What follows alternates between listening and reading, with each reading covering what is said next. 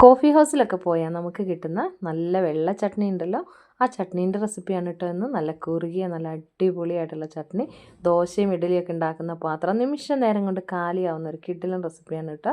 അപ്പോൾ എല്ലാവരും ട്രൈ ചെയ്ത് നോക്കണം കേട്ടോ.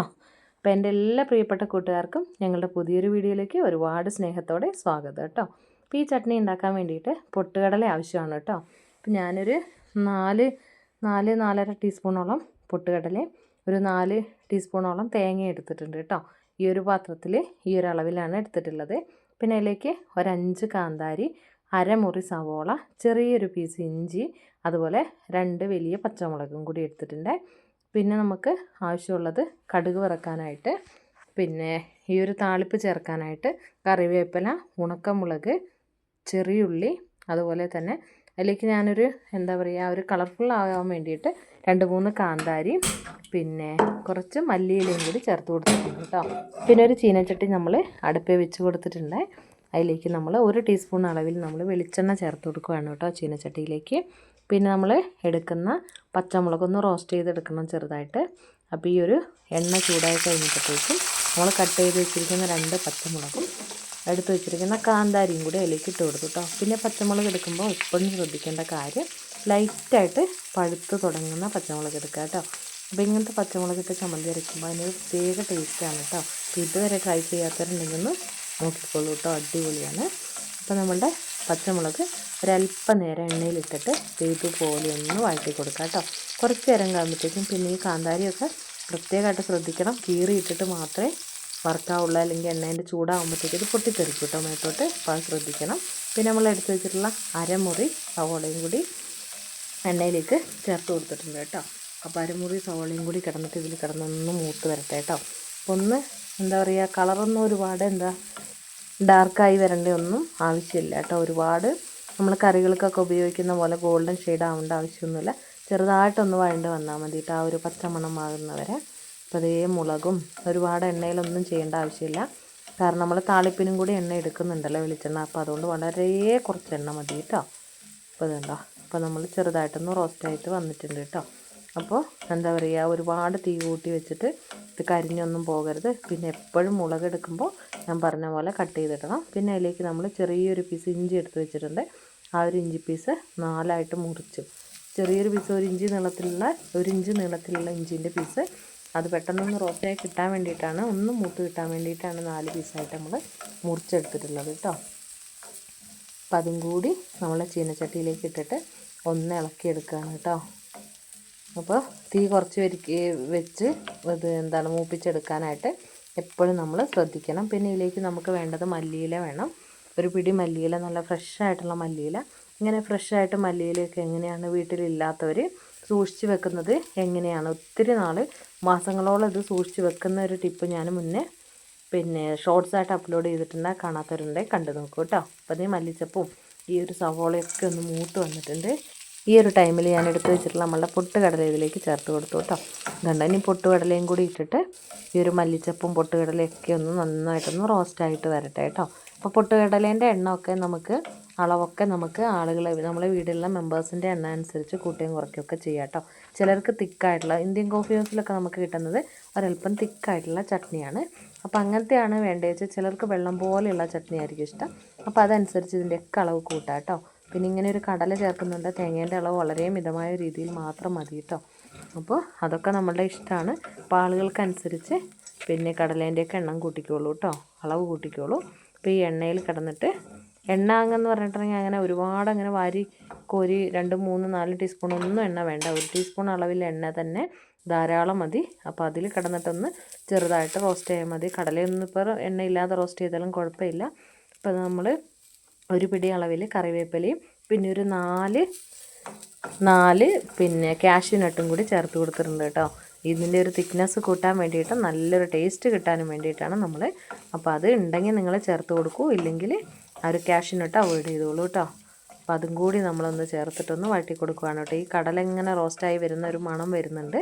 അപ്പോൾ ഒരുപാടങ്ങ് മൂത്ത് ഒത്തിരി ഇതിൻ്റെ കളറൊന്നും മാറിപ്പോകുന്നത് വരെ റോസ്റ്റ് ചെയ്യരുത് കേട്ടോ. ചെറുതായിട്ടൊന്ന് റോസ്റ്റായി വരുമ്പോൾ തന്നെ നമുക്കിത് ഓഫാക്കി വെക്കാം. പിന്നെ ചട്ടിയിൽ തന്നെ വെക്കണമെന്നില്ല, അതൊരു പാത്രത്തിലേക്ക് മാറ്റിയാൽ മതി. മാറ്റിയതിന് ശേഷം തണുത്തതിന് ശേഷമാണ് നമ്മൾ ബാക്കിയുള്ള പ്രോസസ്സൊക്കെ ചെയ്യുന്നത് കേട്ടോ. അപ്പോൾ ഈ ഒരു ചട്ടിയിൽ നിന്ന് റോസ്റ്റ് ആവുന്നത്ര റോസ്റ്റായി കഴിഞ്ഞ് ഒരു മൂത്ത് കഴിയുമ്പോഴത്തേക്കും ചട്ടിയിൽ നിന്ന് എടുത്ത് മാറ്റിക്കൊള്ളൂ കേട്ടോ. അപ്പോൾ അത് അത്യാവശ്യം കടലയൊക്കെ ഒന്ന് മൂത്ത് വന്നിട്ടുണ്ട് കേട്ടോ. കടലയും സവോളയും ഒക്കെ ഇതിനോട് നന്നായിട്ട് യോജിച്ച് നമ്മളുടെ എന്താ പറയുക മല്ലിയില ഇട്ട് കൊടുത്തിട്ടുണ്ട്. അപ്പോൾ ആ മല്ലിയിലേൻ്റെ ഒക്കെ ഒരു പച്ചമണം മാറി.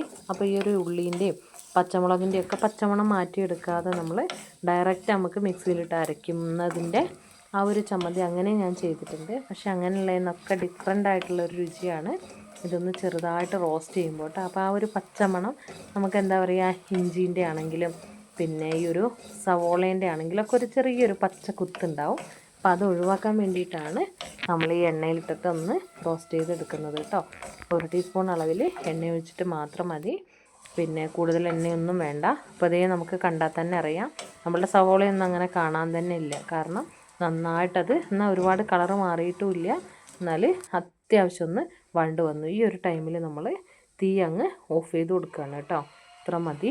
നമുക്ക് നല്ലതെണ്ണം എന്താ പറയുക ചൂട് നിൽക്കുന്ന ചട്ടി ആയതുകൊണ്ട് തന്നെ നമ്മൾ ഇതിന്ന് വേറൊരു പാത്രത്തിലേക്ക് നമ്മൾ പകർത്തി വെക്കാം. എന്നതിന് ശേഷം ഇനി നമുക്ക് ബാക്കിയുള്ള കൂട്ടുകളും കൂടി ഇതിലേക്ക് തന്നെ ഒന്ന് ഇട്ട് കൊടുക്കാം കേട്ടോ. അപ്പോൾ ഞാൻ ഈ കടലയൊക്കെ റോസ്റ്റ് ചെയ്ത് എടുത്തിട്ട് തീ ഓഫാക്കിയതിന് ശേഷം അതിലേക്ക് നമ്മൾ തേങ്ങ എടുത്ത് വെച്ച തേങ്ങയുണ്ടല്ലോ, ആ തേങ്ങയും കൂടി ജസ്റ്റ് ഒന്ന് അതിലേക്ക് ഇട്ടിട്ട് ഒന്ന് ചെറുതായിട്ട്, ഇപ്പോൾ ആ ഒരു തീ എത്തുന്നില്ലെങ്കിലും ആ ചട്ടീൻ്റെ ഒരു ചൂടിൽ കിടന്നിട്ട് ജസ്റ്റ് ഒന്ന് ചൂടായി കഴിയട്ടെ കേട്ടോ. അന്നേരം തന്നെ നമുക്ക് മിക്സിയിലേക്ക് മാറ്റിയിട്ട് നമുക്കത് അരച്ചെടുക്കാം കേട്ടോ. അപ്പോഴത്തേക്ക് ഈ കടലേൻ്റെ ചൂട് ഒന്ന് കുറയട്ടെ. അപ്പോൾ അതുവരെ നമുക്ക് വെയിറ്റ് ചെയ്യാം. ഭയങ്കര രുചി എന്ന് പറഞ്ഞാൽ അതിഗംഭീരമായിട്ട് ഞാനെപ്പോഴും എന്താ പറയുക ഒരുപാട് ഇഷ്ടത്തോടെ കഴിക്കുന്ന, ഇപ്പം നമ്മൾ കടയിലൊക്കെ പോയാൽ അപ്പോൾ മസാല ദോശ കഴിക്കുന്നതിനെക്കാട്ടി നമുക്ക് ഈ ഒരു ചമ്മന്തിയിലായിരിക്കും നമ്മളെ ശ്രദ്ധ. എനിക്ക് അത്ര ഇഷ്ടമാണ്. ഇവിടെ കുട്ടികൾക്കാണേലും അതെ, ആ ഒരു കോഫി ഹൗസിൻ്റെ അതേ ടേസ്റ്റ് തന്നെയാണ് നമുക്ക് ഇവിടെയും കിട്ടുന്നത് കേട്ടോ. അപ്പോൾ അതേ തീ ഓഫാക്കി കഴിഞ്ഞ് നമ്മളെ ചട്ടിയിലിട്ടിട്ട് ഒരു 2-3 മിനിറ്റ് നമ്മൾ ഈ ഒരു തേങ്ങയും കൂടി ഒന്ന് ഇളക്കിയെടുത്തു കേട്ടോ. അതിന് ശേഷം ആ ഒരു തേങ്ങയും പിന്നെ എന്താ പറയുക കടലയൊക്കെ ഉള്ള കൂട്ട് നമ്മൾ മിക്സീൻ്റെ ജാറിലേക്ക് ഇട്ട് കൊടുത്തു. വളരെ കുറച്ചളവിൽ മാത്രം വെള്ളം ഒഴിച്ചിട്ട് അരച്ചെടുക്കാനായിട്ട് ശ്രദ്ധിക്കുക കേട്ടോ. അപ്പോൾ ഞാൻ കുറച്ച് വെള്ളം ഒഴിച്ചിട്ട് ഇതുപോലെ ഒന്ന് നല്ല തിക്കായിട്ടുള്ളൊരു പേസ്റ്റായിട്ടാണ് നമുക്കിത് കിട്ടുക. കാരണം നമ്മൾ കാഷ്യൂനട്ടും അതുപോലെ കടലയൊക്കെ ചേർത്തുകൊണ്ട് കേട്ടോ. അപ്പോൾ അതുകൊണ്ട് തന്നെ നമ്മൾ നന്നായിട്ട് സ്പൂണും പിന്നെ നമ്മളൊരു പാത്രത്തിലേക്ക് ഇതിന് ചൂടാക്കത്തൊന്നുമില്ല കേട്ടോ. അപ്പോൾ നമ്മൾ അരച്ചെടുത്തിട്ടുള്ള ആ ഒരു കൂട്ട് നമ്മളൊരു ചീനച്ചട്ടിയിലേക്ക് തന്നെ ഇട്ട് കൊടുക്കുകയാണ് കേട്ടോ. അപ്പോൾ ഇത് കണ്ടില്ലേ, എന്നിട്ട് അതിലേക്ക് ആവശ്യാനുസരണം നമുക്ക് എത്ര എമൗണ്ട് കറി വേണോ, നമുക്ക് എത്ര തിക്നെസ് എത്രയാണോ അതൊക്കെ നമുക്ക് ഈ ഒരു ടൈമിൽ നമുക്ക് തീരുമാനിക്കാം കേട്ടോ. അപ്പോൾ ഞാൻ ഈ ഒരു തിക്കിലാണ് എടുക്കുന്നത്. ഞാൻ ആവശ്യത്തിന് വെള്ളം 1 ഗ്ലാസ് അളവിലും കൂടി വെള്ളം ഞാൻ ചേർത്ത് കൊടുത്തിട്ടുണ്ട് കേട്ടോ. തിളപ്പിച്ചാറിയ വെള്ളമാണ് ചേർത്ത് കൊടുത്തത്. ഇതിലേക്ക് ഡയറക്റ്റ് നമ്മൾ പച്ചവെള്ളം ചേർത്ത് കൊടുക്കരുത്. പച്ചവെള്ളം ചേർത്ത് കൊടുത്താൽ തിളപ്പിച്ച് റൂം ടെമ്പറേച്ചറിലായിട്ടുള്ള മാത്രം ഉപയോഗിക്കാനായിട്ട് ശ്രദ്ധിക്കുക കേട്ടോ. ഡയറക്റ്റ് പച്ചവെള്ളം നമ്മൾ ചേർത്ത് കൊടുക്കുകയാണെങ്കിൽ നമ്മൾ രാവിലെ ഉണ്ടാക്കി ഒരു 10-11 മണിയാകുമ്പോഴത്തേക്ക് ഈ ഒരു ചട്നി കേടാവാനുള്ള സാധ്യതയുണ്ട്. അതുകൊണ്ടാണ് കേട്ടോ. പിന്നെ ഇതിലേക്കൊരു താളിപ്പ് വേണം. ഞാൻ പറഞ്ഞു ചട്നി ചൂടാക്കില്ല എന്ന്, അതുകൊണ്ട് ഇനി നമുക്ക് ഇതിലേക്കൊരു താളിപ്പ് വേണം. അതിന് വേണ്ടിയിട്ട് 1 ടീസ്പൂൺ അളവിൽ വെളിച്ചെണ്ണ ഒഴിച്ച് കൊടുത്ത് കടുകിട്ട് ചെറിയുള്ളി, വറ്റൽമുളക്, കറിവേപ്പിലയും കൂടി ഇട്ട് കൊടുത്തിട്ടുണ്ട് കേട്ടോ. ഇനി ഈ ഒരു താളിപ്പ് നന്നായിട്ടൊന്ന് മൂത്ത് വരട്ടെ. ചട്നിയിലേക്ക് നമ്മൾ തിളപ്പിച്ച് റൂം ടെമ്പറേച്ചറിൽ ആയ വെള്ളമാണ് നമ്മൾ ചേർത്ത് ചട്നിയെ ലൂസാക്കി എടുത്തിട്ടുള്ളത്. ഇനി നമ്മളതിലേക്ക് ആവശ്യത്തിന് ഉപ്പും കൂടി ഒന്ന് ചേർത്തെടുത്ത് പാകത്തിന് ഉപ്പൊക്കെ ഇട്ട് ഒന്ന് മിക്സ് ചെയ്തെടുത്ത് വെച്ചിരിക്കുകയാണ് കേട്ടോ. ഇനി നമ്മളുടെ ഈ ഒരു താളിപ്പും കൂടി ചേർത്ത് കൊടുക്കുന്നതോടുകൂടി ചട്നിയുടെ ഇവിടെ പൂർണ്ണമാവുകയാണ്. നല്ല ഗംഭീരമായിട്ടുള്ള ചട്നിയാണ് കേട്ടോ. ഇത് നമുക്ക് ദോശേൻ്റെ കൂടെ, ഇടിയപ്പത്തിൻ്റെ കൂടെ, അതുപോലെ തന്നെ ഉപ്പുമാവിൻ്റെ കൂടെ, പിന്നെ ഇത് എന്താണ് നമ്മളുടെ ഇഡ്ഡലീൻ്റെ കൂടെയൊക്കെ കഴിക്കാനായിട്ട് അത് ഗംഭീരമായിട്ടുള്ള ചട്നിയാണ് കേട്ടോ. അതുകൊണ്ട് ചട്നിയിലേക്ക് റെഡിയായി വയ്ക്കുന്ന ചട്നിയിലേക്ക് നമ്മൾ ഈ ഒരു താളിപ്പും കൂടി ചേർത്ത് കൊടുത്തു കേട്ടോ. അപ്പോൾ ആ ഒരു വെളിച്ചെണ്ണേൻ്റെയും ഇതിൻ്റെയൊക്കെ രുചിയും കൂടി വരുമ്പോഴത്തേക്ക് നല്ല കിഡിലനായിട്ടുള്ളൊരു കോമ്പിനേഷനാണ്. എല്ലാവരും ട്രൈ ചെയ്ത് നോക്കണം. ഇനി ഇതിലേക്ക് തേങ്ങ ചേർക്കണം എന്നില്ല. തേങ്ങ ഇല്ലാതെയും കടല ചേർത്തിട്ട് ഇങ്ങനെ ഒരു ചമ്മന്തി നമുക്ക് ഉണ്ടാക്കിയെടുക്കാനായിട്ട് പറ്റും. അപ്പോൾ എല്ലാവരും ട്രൈ ചെയ്ത് നോക്കുക. നല്ല അടിപൊളി റെസിപ്പിയാണ്. നമ്മളെന്താ പറയുക വീട്ടിലുണ്ടാക്കുന്ന ഇഡ്ഡലിയും അതുപോലെ തന്നെ ദോശയൊക്കെ നിമിഷ നേരം കൊണ്ട് കാലിയോ ഒരു കിഡിലൻ റെസിപ്പിയാണ്. എല്ലാവരും ട്രൈ ചെയ്ത് നോക്കണം, ഫീഡ്ബാക്ക് അറിയിക്കണം. നല്ലതാണെങ്കിലും ചീത്തയാണെങ്കിലും എല്ലാം കമൻറ്റ് ബോക്സിൽ നിങ്ങളുടെ അഭിപ്രായങ്ങൾ ഏറെ പ്രാധാന്യം കൊടുക്കുന്ന ഒരാളാണ്. അതുകൊണ്ട് നിങ്ങളുടെ അഭിപ്രായം എന്തായാലും കമൻറ്റ് ബോക്സിൽ രേഖപ്പെടുത്താൻ മറന്നുപോലെ. പിന്നെ സബ്സ്ക്രൈബ് ചെയ്യാതെ കാണുന്ന കൂട്ടുകാരാണെങ്കിൽ പ്ലീസ് ഒന്ന് സബ്സ്ക്രൈബ് ചെയ്ത് സപ്പോർട്ട് ചെയ്യണം. നിങ്ങൾക്ക് ഇഷ്ടമാവുന്നുണ്ടെങ്കിൽ ഫ്രണ്ട്സിനും റിലേറ്റീവ്സിനൊക്കെ ഒന്ന് ഷെയർ ചെയ്ത് കൊടുക്കുക കേട്ടോ. അപ്പോൾ എന്നും എല്ലാവർക്കും ഒരുപാട് നല്ല ദിനങ്ങളാവട്ടെ എന്ന് ആശംസിക്കുന്നു. ഇത് കണ്ടോ, നല്ല തിക്കായിട്ടുള്ള നല്ല കിട്ടിലൻ ചട്നിയാണ് കേട്ടോ. ഇനി നമുക്ക് ഇത് നല്ല ഇഡ്ഡലീൻ്റെ കൂടെ, നല്ല ചൂടാവി പറക്കുന്ന ഇഡ്ഡലീൻ്റെ കൂടെ ഞാൻ കഴിച്ചിട്ടുണ്ടെങ്കിൽ ഇതെല്ലാം നല്ല കിഡിലൻ കോമ്പിനേഷനാണ് കേട്ടോ. അപ്പോൾ ഞാൻ ഇഡ്ഡലി 3 വിളമ്പി എടുത്തിട്ടുണ്ട്. അപ്പോൾ അതിലേക്ക് നല്ല ചൂട് ചട്നിയും കൂടി നമുക്ക് ഒഴിച്ചു കൊടുക്കാം കേട്ടോ. നല്ല കുറുകിയ നല്ല അടിപൊളി ചമ്മന്തിയാണ് കേട്ടോ. ഇത് കണ്ട, ഇതിൽ കൂടുതൽ നിങ്ങൾക്ക് വെള്ളം ഒഴിച്ച് ലൂസാക്കണമെങ്കിൽ അതും ചെയ്യാം കേട്ടോ. അപ്പോൾ അതേ നല്ല കുറുകിയ ചട്നിയാണ്, അതും കൂടി ആവശ്യത്തിന് അങ്ങ് ഒഴിച്ചു കൊടുക്കുക.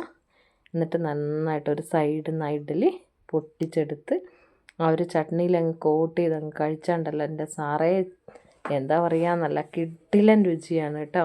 അപ്പോൾ ഞാൻ വെറുതെ പറയുന്നതല്ല, നിങ്ങളെല്ലാവരും ട്രൈ ചെയ്ത് നോക്കണം. ട്രൈ ചെയ്ത് നോക്കിയിട്ട് നിങ്ങളുടെ അഭിപ്രായം കമൻറ്റ് രൂപത്തിൽ അറിയിക്കണം. എല്ലാവരും ട്രൈ ചെയ്ത് നോക്കണം. നല്ല റെസിപ്പിയാണ്. ഇപ്പോൾ തേങ്ങയ്ക്കൊക്കെ ഒത്തിരി വില കൂടുന്നൊരു സമയമാണല്ലോ, കൂടി നിൽക്കുന്ന സമയമാണല്ലോ. അപ്പോൾ ഈ ഒരു ടൈമിലൊക്കെ നമുക്ക് തയ്യാറാക്കാൻ പറ്റുന്ന അടിപൊളി റെസിപ്പിയാണ്. അപ്പോൾ എല്ലാവരോടും ഒരുപാട് സ്നേഹം. Thank you for watching.